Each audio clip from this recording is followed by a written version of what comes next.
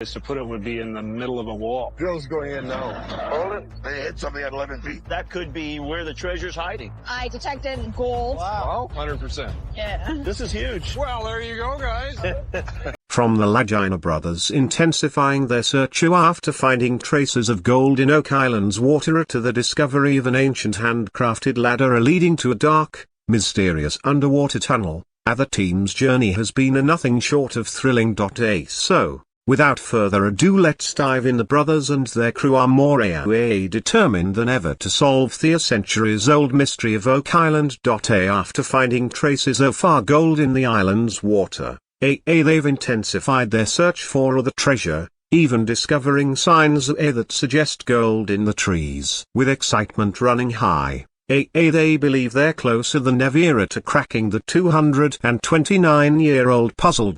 Signs of human activity, a new discovery while exploring the island. The team uncovers an ancient handcrafted ladder leading to a dark underwater tunnel. This is just one of many signs of human interference that hints at past efforts to find the hidden treasure. According to local legend, Oak Island is cursed, and one more persona must die before the treasure is revealed. Despite this eerie tale, the Lagina brothers and their crew remain undeterred in their mission. The episode kicks off with Paul expressing how exciting this new phase of the search is going to be. Marty, the leader of the crew, asks if the team is ready to bring in the drilling rig. With an enthusiastic yes, the team moves into a position, fully prepared for what lies ahead. Marty reveals that two experts, Dr. Spooner and Dr. Michel, have pinpointed an area of interest using water sample data.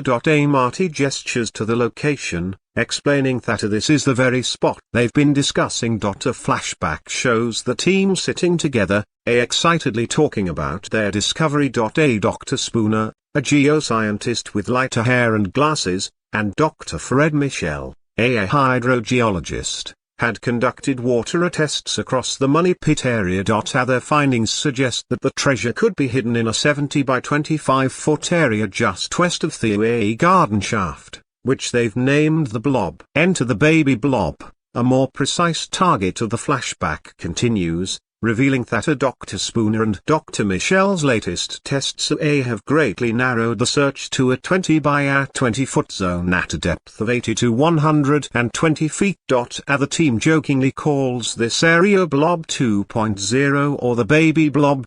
In the present day, the crew revise the new plan, with everyone holding a copy of the updated search map. They speculate that there could be a tunnel sitting 95 feet deep, leading directly to the potential treasure location. With excitement building, the team realizes that the orange X marked on the ground are their best shot at uncovering the treasure. Marty makes a final call to bring in the rig, and the crew prepares to drill a borehole DN11.5 into the baby blob. They hope to hit valuable artifacts below 80 feet and intercept a tunnel believed to run directly under the garden shaft, where water tests have already shown traces of gold. Excitement fills the air as the team finally reaches a critical point in their search. After months of water sampling, they are now closer than ever to possibly uncovering the treasure that has been whispered about for centuries. Marty remains hopeful. Even if they don't find the actual treasure,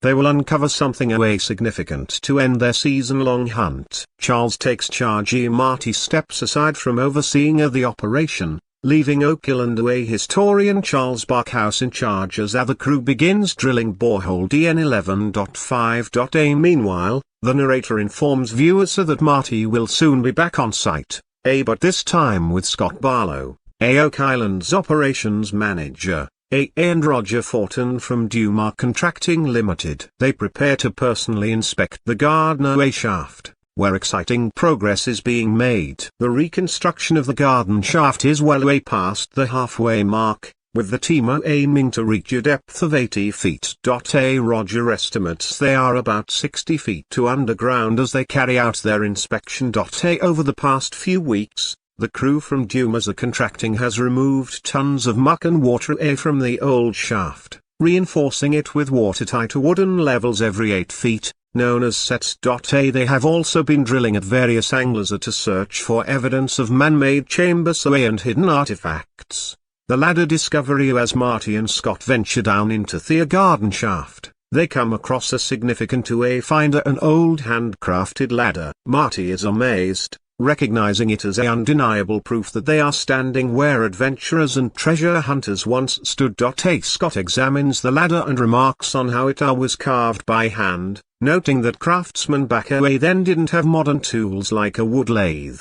The ladder itself is treated as a treasure, a rare piece of history left behind by some Ionia who could have been hiding a vast cache of gold. This discovery fuels the team's speculation that the high readings of precious metals in this area could be linked to whoever built the ladder. A flashback takes us 12 weeks back, when the team drilled a borehole just to 18 feet southwest of the garden shaft. During that operation, they discovered a large void, which they believe might be a sign of an offset chamber. Now, in the present, Scott Barlow notices a slump at the same depth in the garden shaft, possibly connected to the void they found earlier. The team's excitement builds as they prepare to explore the area with probe drilling, eager to see if their theories about a hidden chamber, tunnel, or shaft next to the garden shaft are true. Tension in the money pit area. Meanwhile, back at the money pit, Charles Barkhouse and geologist Terry Matheson are hard at work, closely monitoring the drilling of borehole DN11.5. They are now in the potential treasure zone,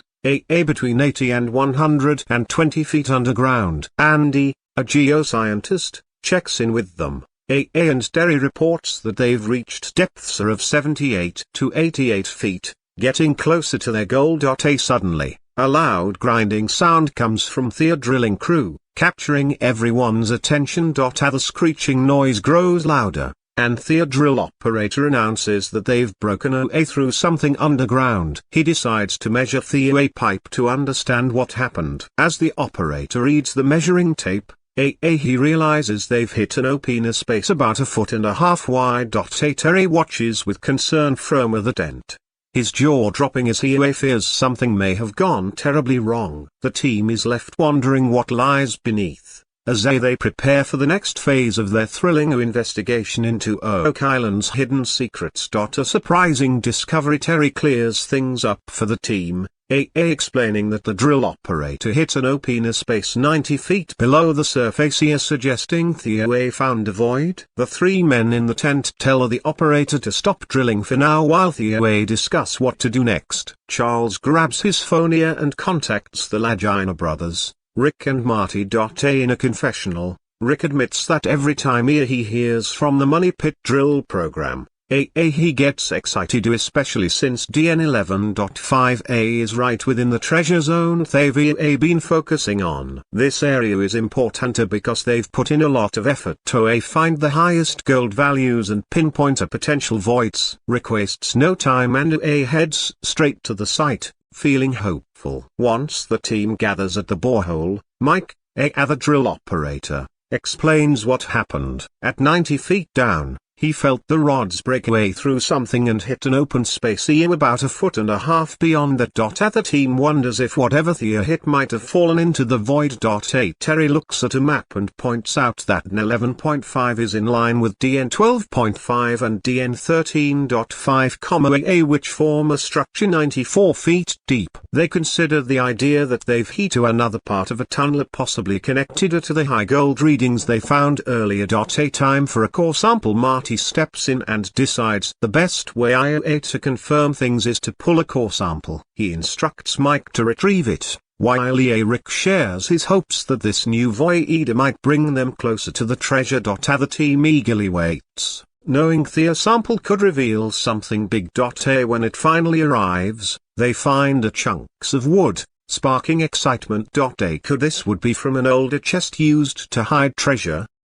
Terry sends the wood sample to the lab for further analysis. Later, at the Oak Island Interpretive Center, Rick, Craig Tester, and Laird Niven meet with Emma Culligan, our archaeometallurgist, to go over the results. Emma shares the XRF, X-ray fluorescence, scan findings. While most of the elements found are normal for Oak Island, Emma points out an exciting away discovery: a surprising amount of gold in the wood. This gets the team fired up, as finding gold is rare and significant. Rick feels this is further proof that they're on the right track, especially since they've already found traces of gold in the water samples too. With these results, Rick's confidence grows, and has more determined than ever to uncover the treasure. The wood sample findings have boosted the team's hopes, and Rick is ready to keep searching the garden shaft and beyond for more clues. Drilling for more evidence as the episode moves forward.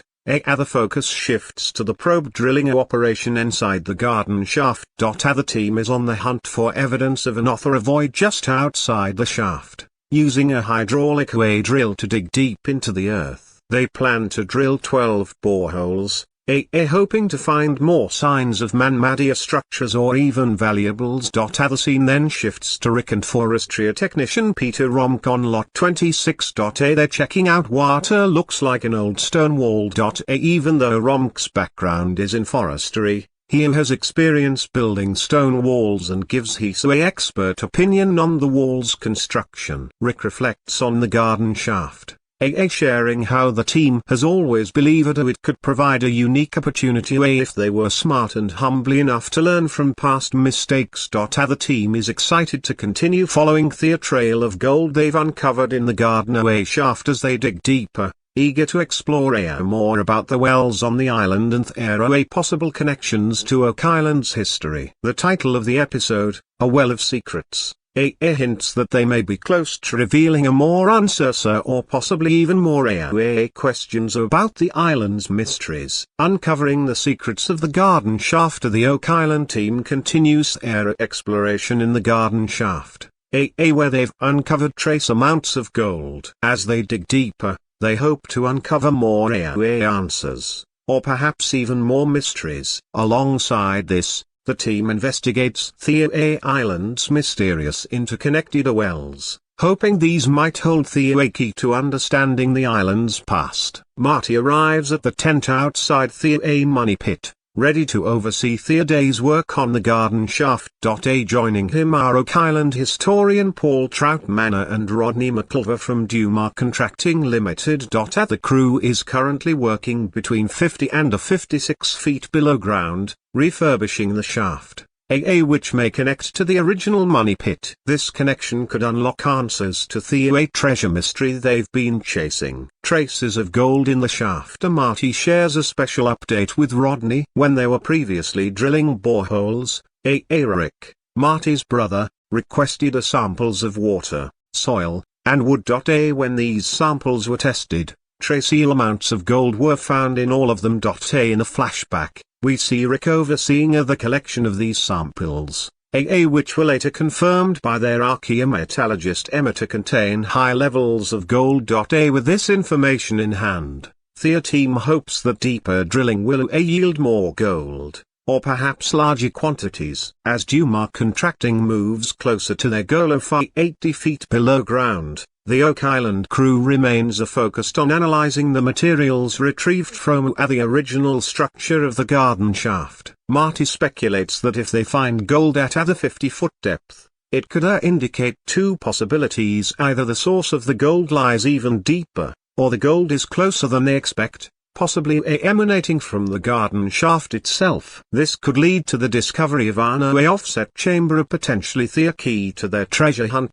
Investigating the wells, a meeting in the war room while the work continues on the garden shaft. The team gathers in the war room for a meeting about a new search agenda inspired by Fred Nolan, the late father of Tom Nolan, our current landowner on Oak Island. Attending the meeting are key members of the team: Rick Lagina, Jack Bigley, Charles Barkhouse, and Scott Barlow. Rick turns the discussion over to Tom, who begins by explaining his father's significant contributions to the island's treasure hunt. From the 1960s until his death in 2016, Fred Nolan, a professional OA surveyor, made several important discoveries. These include parts of a large ship found in a swamp and the famous megalithic formation known as Nolan's Cross.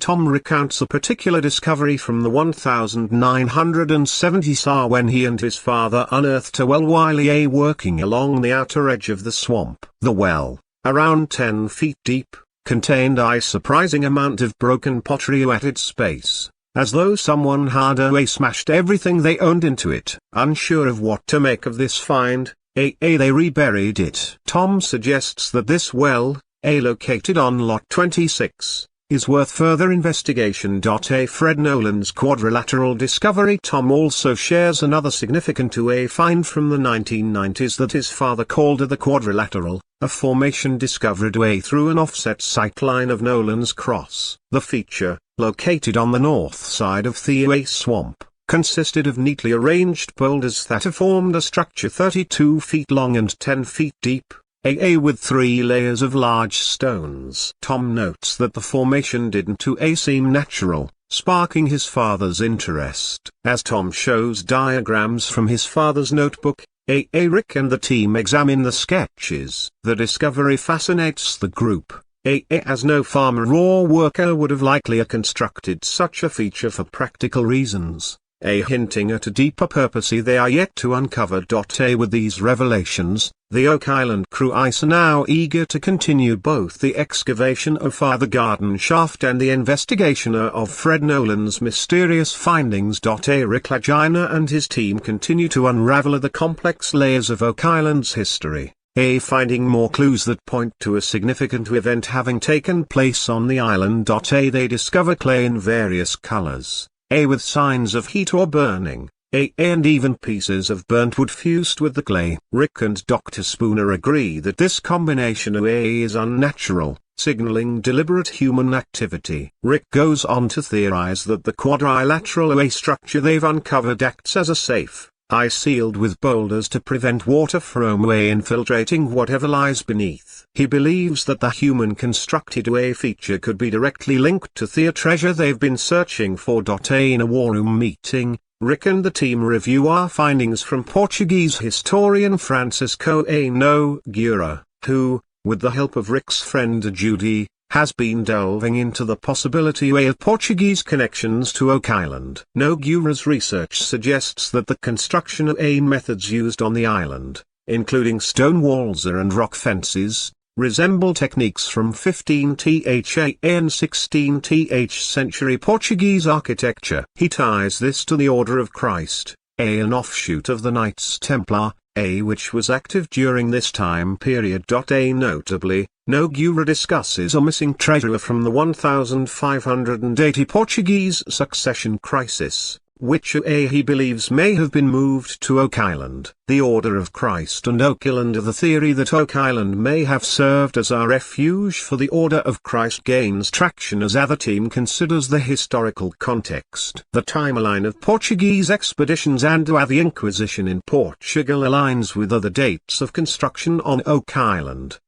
strengthening the hypothesis that members of the Order may have buried their treasure. The discovery of